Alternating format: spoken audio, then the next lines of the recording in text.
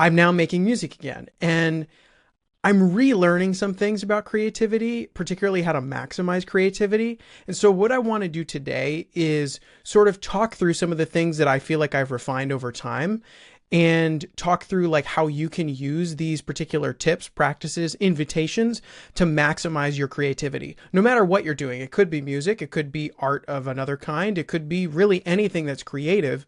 And really just maximize your ability to tap into your creativity and honor whatever it is that wants to be created. So let's get into it.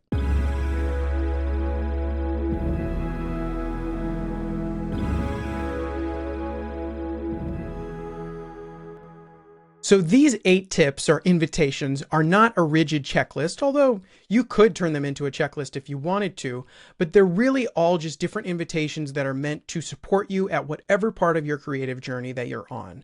So number 1, without any further ado, is journaling, or as is talked about in Julia Cameron's book, The Artist's Way, morning pages. These are kind of named first for a reason. They are just so important to my own practice, and I've done them pretty much every day for the last few years. Some days I miss them, but it feels kind of awkward when you do, kind of like if you went a day without brushing your teeth or a day without showering. It's fine to do, but you like the days when you get to take that shower and shower off the day. And so morning pages is like a way to start the day and really just allow yourself to write fully stream of consciousness. Whatever comes out, comes out. It's an opportunity not to journal to say, oh, what is the story of my life today? But literally just blabber in the form of the written word. And sometimes it will come across like a story. Sometimes it'll just be gibberish. Sometimes it'll just be scribbling on the page. I've done all of the above. Sometimes just the word yes or no over and over and over again. It might be stuff you're pissed off about. It could be anything. But the idea, as Julia Cameron talks about in The Artist's Way, is that this is a brain drain. It's where you are unloading all the pent up stuff, especially from the night of sleep, from the dreams, whatever it might be. A lot of the time, my morning pages end up being dream journaling. And I think that's a beautiful way to use it. It could be anything though. And I will say for myself, so much of the time I end up getting ideas. Like the idea to make this video came through my morning pages this morning. It just comes out. And over time, after you do it for years and years, it really, really like, it becomes this sort of like half meditative practice, half creative practice, half, or maybe a third then, like opportunity to be in touch with yourself in a really meaningful way that you may not get if you're just like sitting in meditation or doing something else that is quote meditative. So that's number 1, journaling, morning pages. In my case, I do 3 pages, just totally stream of consciousness. It takes me between 10 and 15 minutes to do every morning. If you need, just start with a page. Sometimes if I don't have like a notebook with a pen or something like that, I will just like voice memo it to my phone. So like there have been times when I've had to like go to meet a client for work early at like 8 a.m. or something. And it's a little early for me to like do my pages, go on a walk, meditate all before I even go out the door when I have to be ready to go to work. And so what I'll do is I'll just, while I'm in the car driving, I'll just have my phone on record, still got the GPS up and everything. And it's just recording me talking through whatever's going on. And I could delete it right after. It's just like with morning pages, you could rip them up immediately. The point is the drain part, not the keep part. I have kept all my pages because there's something to be said for reading your pages months or years after and experiencing that compassionate sort of moment with yourself of reading from like the pages of someone's journal who, you know, is like, in some ways it's you, and in some ways you're like compassionate to them as if it's not you, kind of in a good way. And so there are many ways to do this, but when it comes down to it, it's journaling with zero pressure and as much flow as possible, as much stream of consciousness as possible, because this is not about doing art in the form of journaling. This is about just getting it all out, because then, and as you'll see later, it helps us to be able to have the spaciousness to actually participate in the creative process, which is, I will kind of talk about later, is always collaborative in one form or another. So creative tip number 2 to maximize your creativity is to move your body. And in my case, I love walking, but there are so many ways to move your body.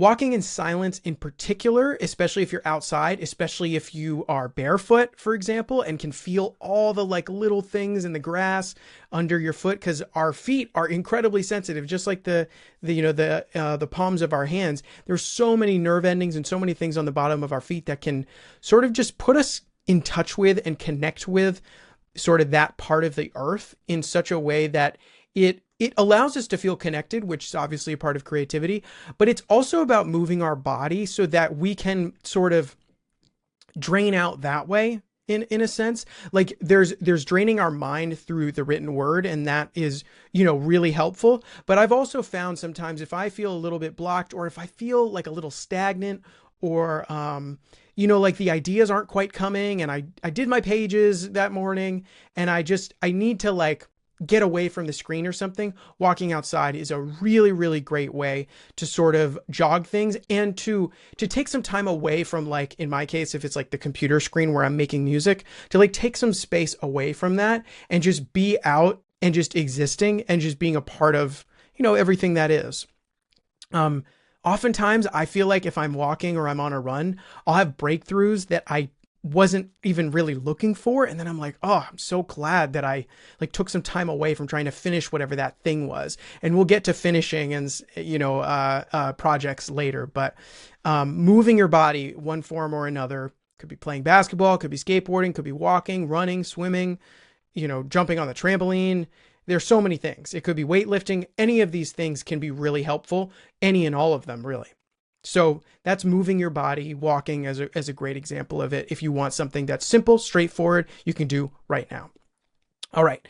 So maximize your creativity. Tip number 3 is really, really important, but hopefully you've been getting that from these previous ones, which number 3 is say yes to imperfection. So creativity cannot thrive when and where perfection is worshipped. In fact, perfection is the enemy of creativity. Not only is competition the enemy of creativity, perfection is the enemy of creativity. And these messy first drafts you might have, or some like wonky vocal takes if you're a musician like me, often those lead to our favorite ideas. I mean, I can't tell you how many times my last album, Fievel Speaks, was like some of my favorite songs, the ones that I finished and I was like, now I have an album, were all because I was just messing around on the microphone and just singing whatever came to mind. And it was totally imperfect. Threw a little auto-tune on there, added some lyrics into whatever melodies I was singing. And I was like, I've never even heard myself do this kind of thing before. And it's because of saying yes to imperfection that we actually have the opportunity and the ability to allow true creativity to flow, to allow the play of ideas, the collaboration between me and the great creator, as is talked about in The Artist's Way, to like come through. So please say yes to imperfection. And it's not that you have to say no to perfection. Like, I'm all for improving whatever you're working on and getting it to be more of what you want it to be.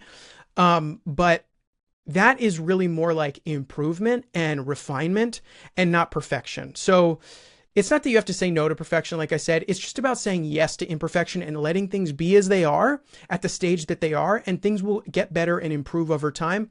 And if you allow that imperfection, things will be way better than you thought they would be when you were trying to make them perfect. All right. Tip number 4 is to limit mindless screen time. So not all screen time is equal. Certainly, if we watch a movie and it's amazing art that makes us reflect on ourselves, and then we take that inspiration back into the studio, that can be a wonderful way to kind of experience screen time in a positive way. If I'm creating as I'm, looking at a screen, that's a wonderful way to use screen time. So this isn't about eliminating technology or saying that all technology is bad. Of course not. But it's important to notice when you're consuming instead of creating on a screen. And so if you're like scrolling through TikTok or YouTube Shorts, whatever, and it's just been 30, 45 minutes, you're zapping like whatever dopaminergic, mechanisms are at play when we're creating, you're zapping all that. So you're not going to have as much capacity to do the creation that is your birthright to do and you deserve to do, you should get to do, and you have the ideas to do. But when we kind of fry those circuits, so to speak, this is a very unscientific way of putting it, but it's like you are giving yourself the payoff of having created without creating, just consuming another person's creation. And sometimes, like I said, for inspiration, that can be great, especially if we have writer's block and we need to go consume art in order to feel inspired. But there's a difference between that and consuming mindlessly and having that mindless screen time.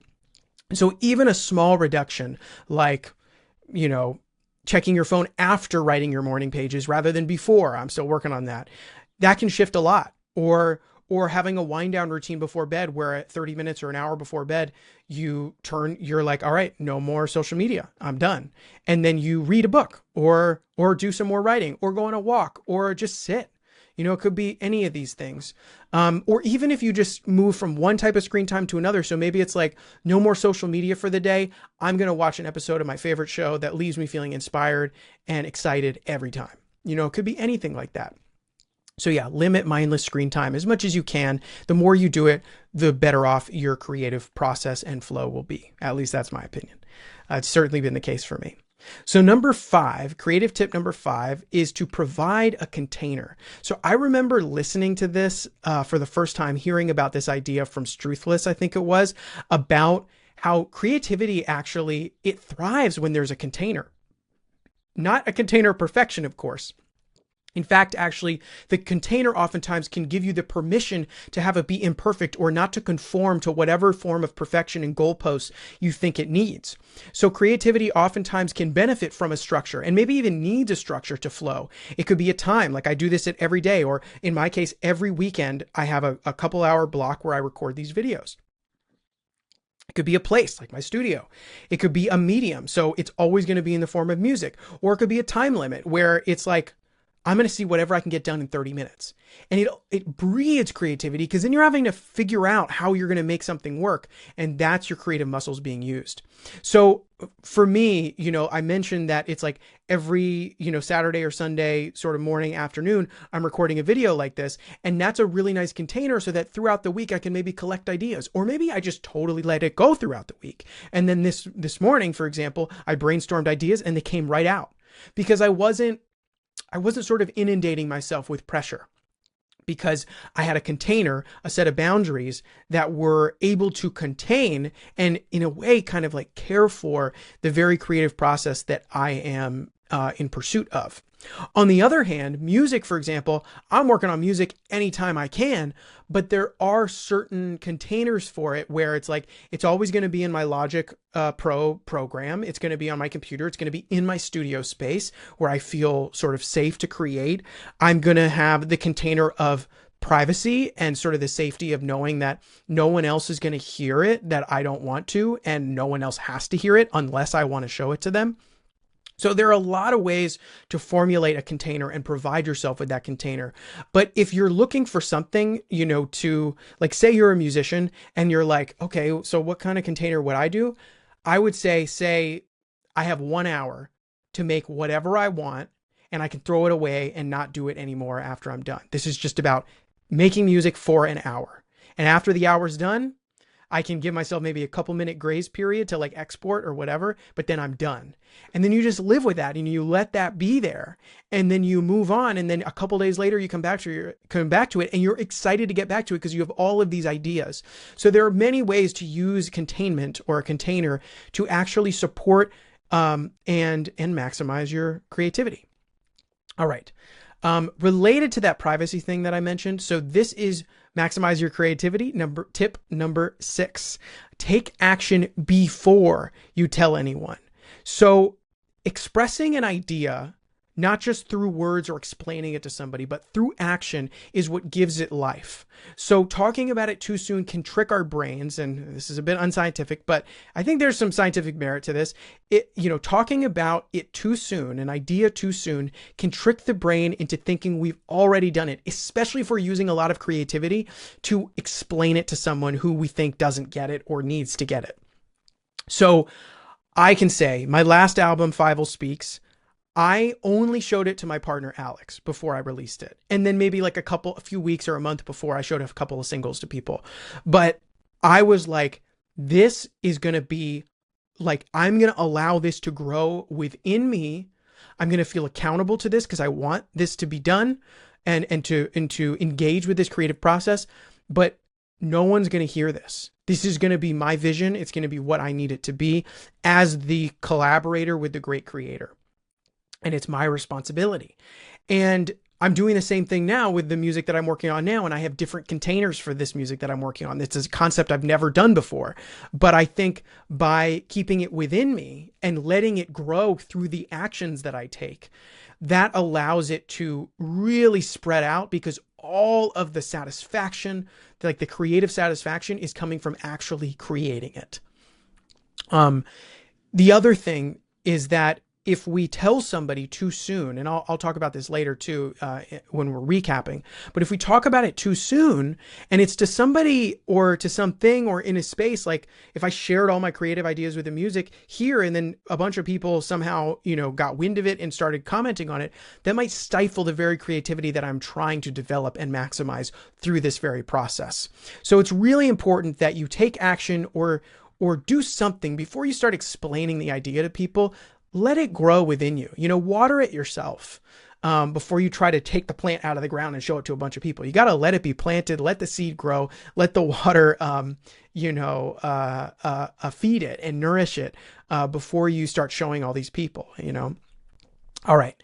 So this is kind of related to the embracing imperfection, saying yes to imperfection, but it's a little different because this is maybe comes into play when you're at the end of a session, whether you're, painting or doing graphic design or designing a website or writing a book or of course, songwriting or making music or any other creative pursuit, that maximize your creativity tip number 7 is know when to let go, because not every project is meant to be finished in the capital F sense.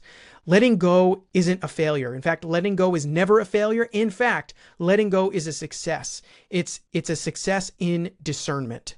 So letting go really is that discernment, and you can even harvest one good line or melody and compost the rest. You can let go of the rest. So this comes in terms of like, you can let go at the end of a session, a 1-hour session. You use that container and then you're like, okay, now I got to just let this go.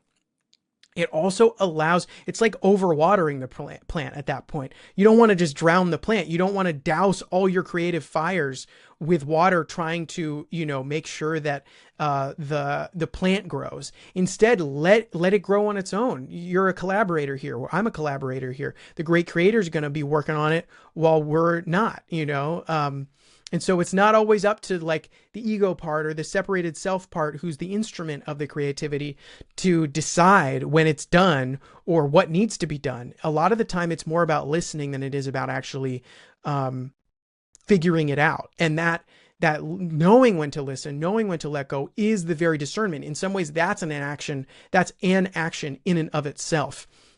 And so this idea of like, maybe it's just a line you get, and then you're like, you know what? I'm not 100% on any of this stuff. I'm just going to throw it to the side for now. I'm going to let go of it. And then I'll maybe come back to it later. And, a whole bunch of different things can happen. You can come back to it later and love it. You can come back to it later and be like, I'm so glad I let go of that, because the song is so much better now with what I wrote afterwards. I know I'm using music sort of metaphors a lot, but it's kind of just what I'm doing, but it applies to anything that's creative. All right. So maximizing your creativity tip number 8 is perhaps the most important one, but it's also the most nebulous one. Tip number 8 is have faith. Creativity is 100% through and through a spiritual act. You could also say that spirituality or spiritual practice is a creative act. And so it's important that when nothing seems to be flowing, the soil is still rich. It's just that maybe it's not coming into form yet, and that's fine. You can let the soil be rich, and in some ways, maybe you need to take space away. Maybe in my case, for example, I was worried about, how am I going to sing this? This melody is so different from what I've ever done before. But to have faith and say, let's just try it. Let's just see what happens if I give it my all and just, throw it through the sort of conveyor belt of the sort of creative process and let all the little things come on top of it, all the bells and whistles, all the things that I feel inspired to do with it, and then see how it goes. Because our job is just to show up and then let grace handle the rest. Let our faith guide us to allow that grace to sort of make whatever happen. And so this is where it really comes into play about how every creative process, every creative act is necessarily collaborative, because we are collaborating with something that is so much bigger than ourselves and our small lowercase s self. It's the great creator, as I've mentioned here, and as Julia Cameron talks about. It's God, it's the Tao, it's the universe, it's the real world, it's heaven, it's art itself. It's, you know, there's so many ways to put it, but ultimately what this comes down to is letting go and letting that big capital C creator do what it needs to do, using us as an instrument, using us as a collaborator, and then enjoying the fruits of those processes. All right. So those are the 8 tips, right? So just going over them again before we move into our sort of falling action here. Number 1 is journaling or morning pages. This is stream of conscious journaling. Number 2 is move your body, especially walking outside, but can be any movement. 3, say yes to perfection, or say yes to perfection. That's funny. Say yes to imperfection, as I am doing right now, as I accidentally said perfection. So that's, wow. I love when you actually get to like act out exactly what you're saying. So number 3 is say yes to imperfection. Number 4 is limit mindless screen time. Number 5, provide a container.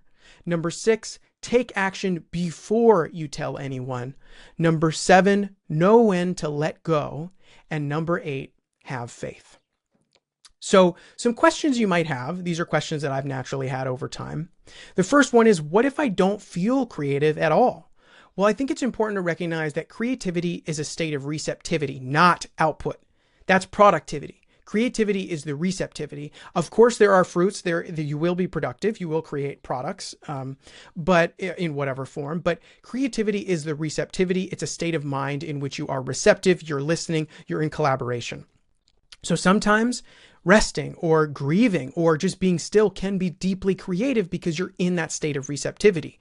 It doesn't always mean that you have to be doing something. So I would say have faith, number 8, and trust, and let that kind of just marinate on you and feel into whatever it is you might be feeling. The next question you might have, that I've had in the past, is how do I know the difference between discipline and force when it comes to creativity? So I would say that you can feel it in the body. And this is why it's so important to move, so you're in touch with your body. Because one, like discipline, is energized, while the other is heavy. Force is heavy. Force is like, oh, I gotta make another video. What am I even gonna do? I can't think of ideas. While discipline is energized, it's saying, I'm going to just show up and let's just see what happens. And you feel this sense of willingness, this sense of energy. A sacral response that you could think of it is like discipline, that energized discipline is like, while force is like, so like, even discipline can be really, really joyful. I would say I have so much fun doing this, and it is discipline. I'm doing 1 video a week, and it's a discipline. It's consistent. I'm showing up regardless.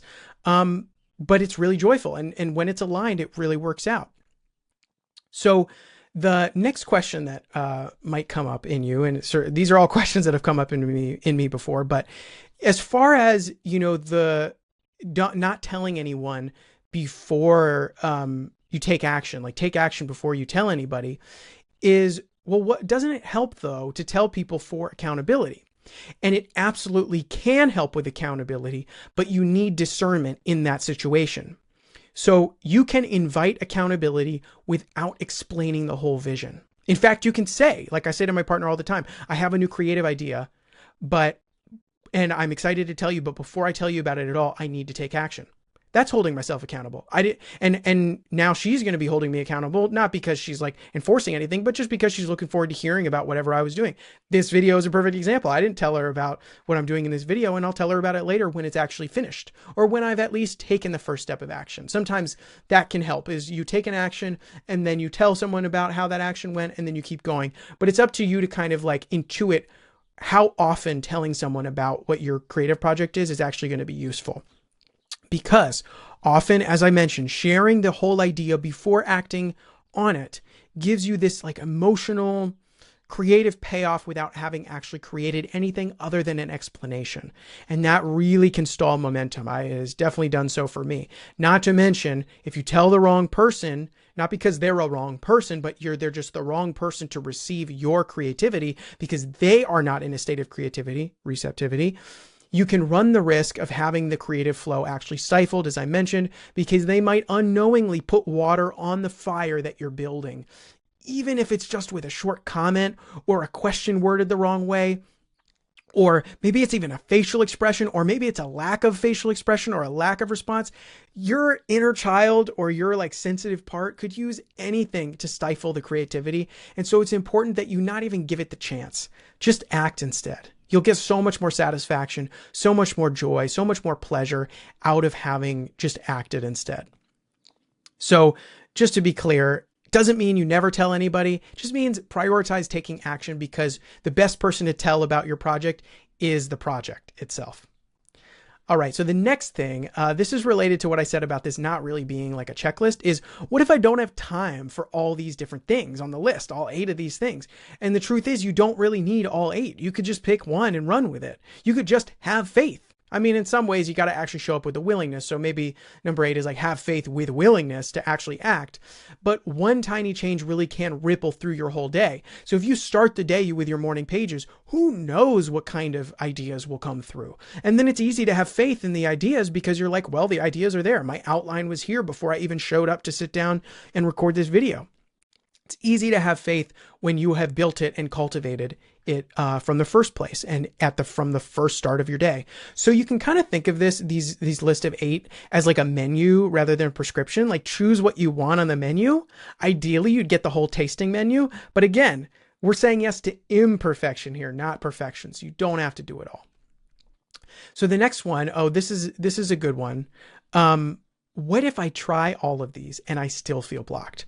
Well, I would say that that's okay because blocks, writer's block, creative blocks, they're all part of the dance.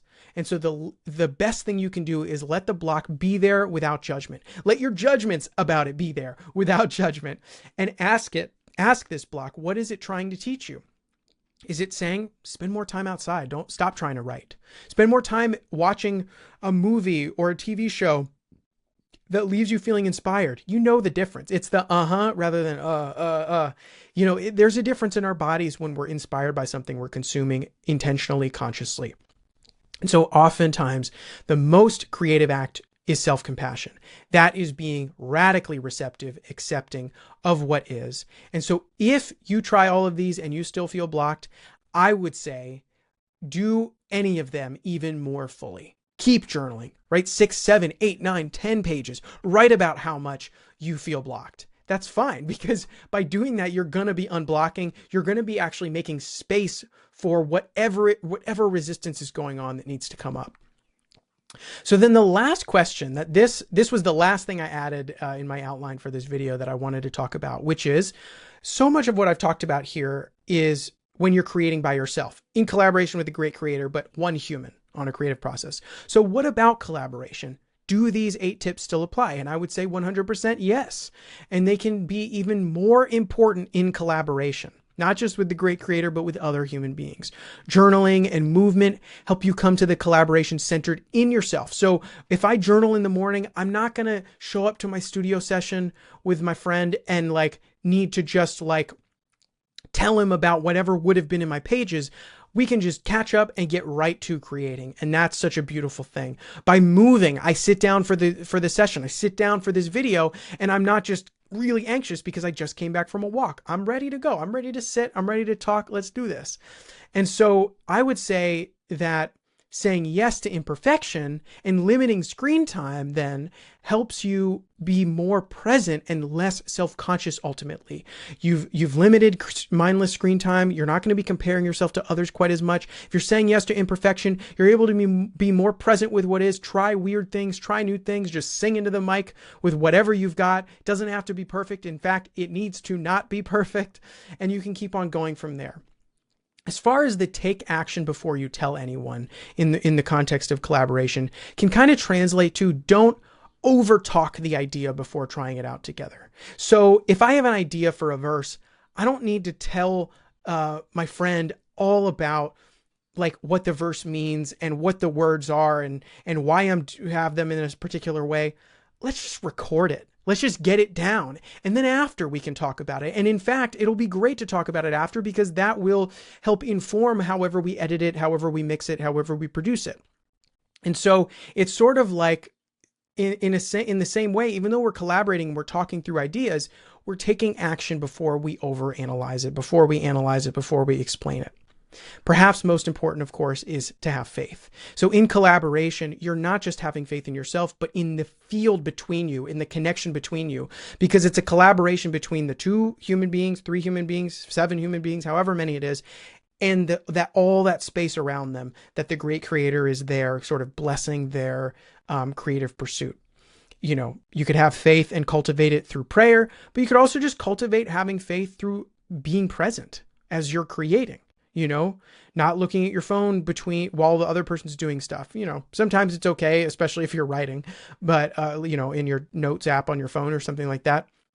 But it's really important that you just have faith in the process, have faith in the other person's ideas, even if they seem strange, even if they seem imperfect for a moment, because a good collaboration truly honors each person's flow, their timing, their intuition, and it's ultimately a dance. It's never a debate.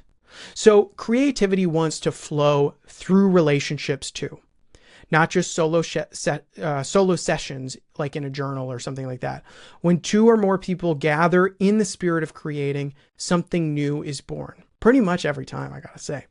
But just like in solo work, the same principles of presence, of trust, and gentle discipline truly do apply.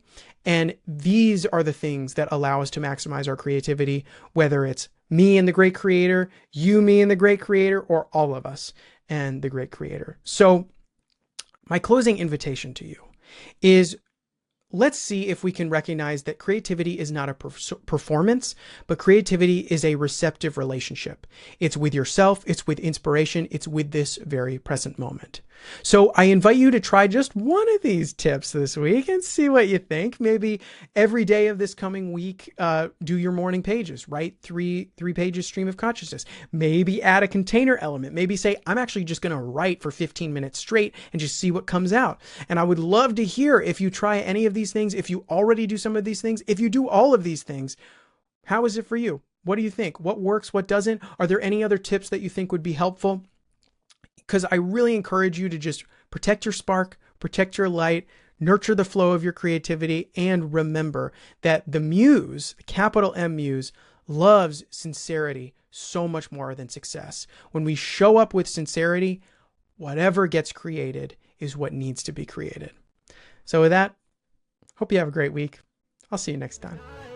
Was made for ending this fight between dimensions of you. It's all that I do, it's as simple as that, just let it be true.